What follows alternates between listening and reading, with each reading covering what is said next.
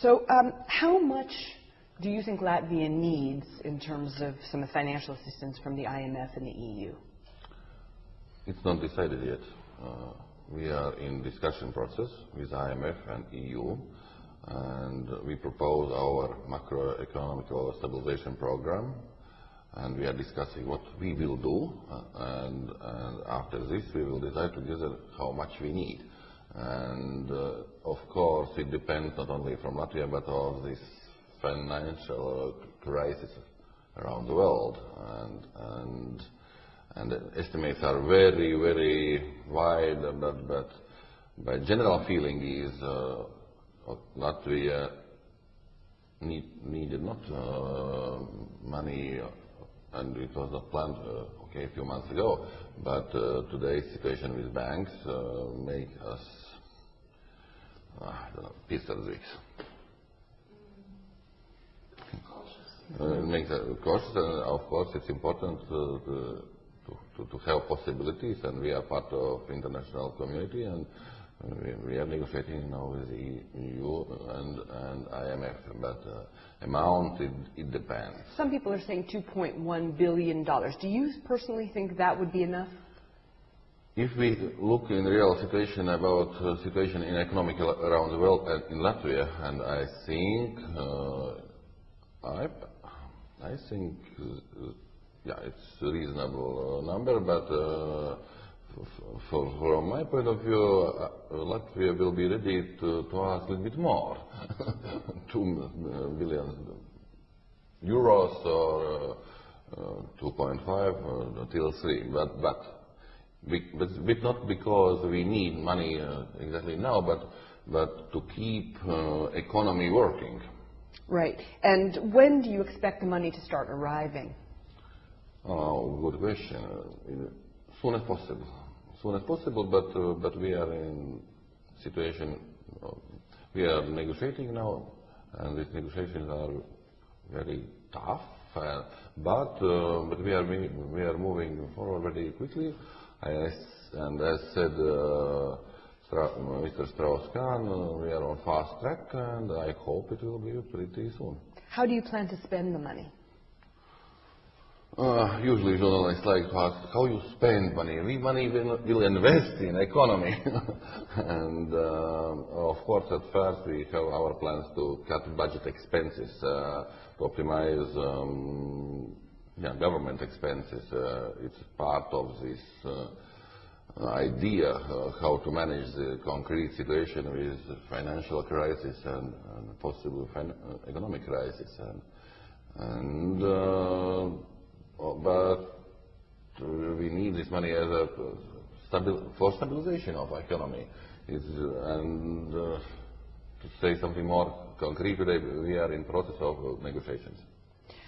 Is this going to be a precautionary agreement that you could access the money on an ad hoc basis as you need it, or is this a standby agreement that would carry with it more conditions from the IMF? Still under discussion. Mm-hmm. What are the implications for fiscal policy?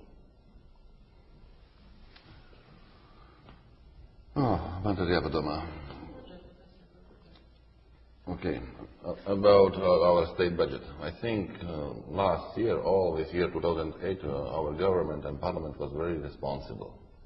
We cut expenses.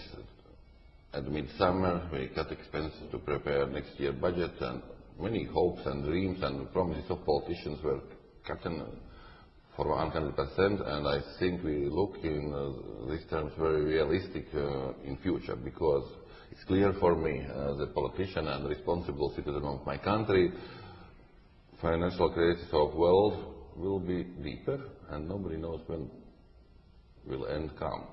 And it means we must be ready, and we are cutting expenses. It was difficult to imagine for our population in so huge amounts, and public accept it, more or less. Not happy, but accept. And we will continue this job. Of course, we will try to do this in very, very responsible, but realistic. In your mind, how did we get to this point in Latvia? What happened?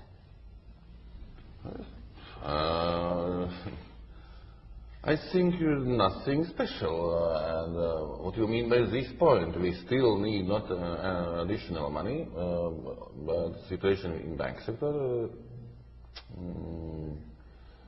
It was the reason why the situation became more unstable, but now the situation is more or less stable. But of course we had highest growth of GDP last 3 years in Europe, and in that time, of course, not only government, but I think all populations, they were too optimistic. They spent too much money for private consumption, but it's not only that problem. I know it's in London, for example. My daughter, she lived in London, for example, and the situation very similar.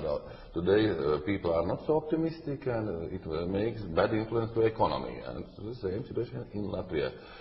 How the situation will develop, we'll see.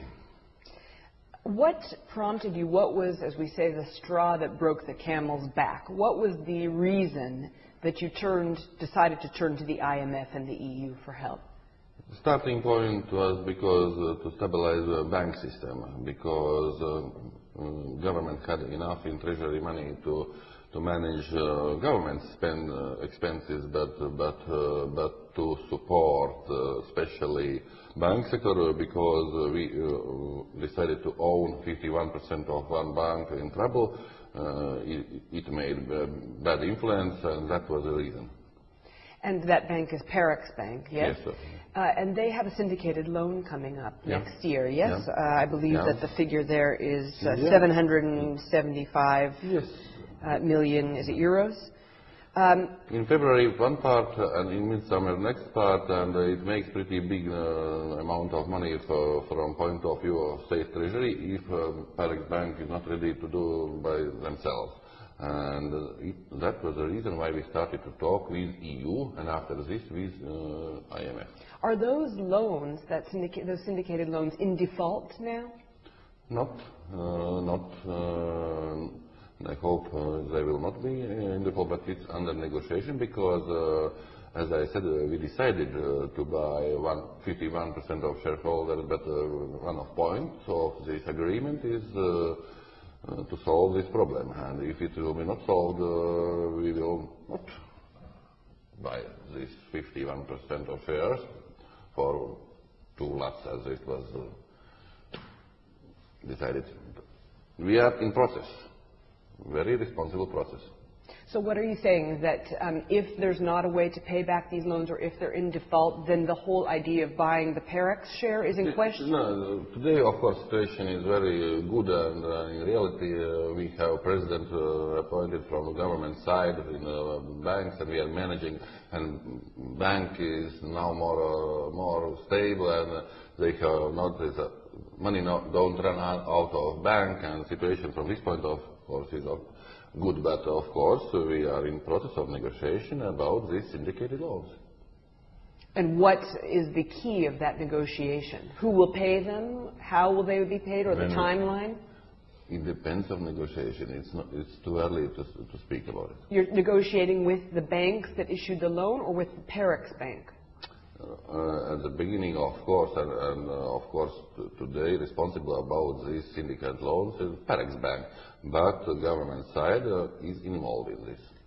Is anybody else involved in the bailout program for Latvia? Is Sweden involved, for example, or the EBRD, the World Bank? No official negotiations we have with EU, Commission and IMF. Other informal talks, but formal negotiations with EU and IMF. And informally, is Sweden one of the people that you're talking to, one of the donors? I talked with my colleagues in Europe. We are members of the EU, and today we have official negotiations with EU, as I said, at IMF. Iceland is in negotiations with Russia to take a loan, which has been a sort of a surprising bit of news. Would you consider speaking to Russia about a loan? No. That's a clear answer, I would say, right there.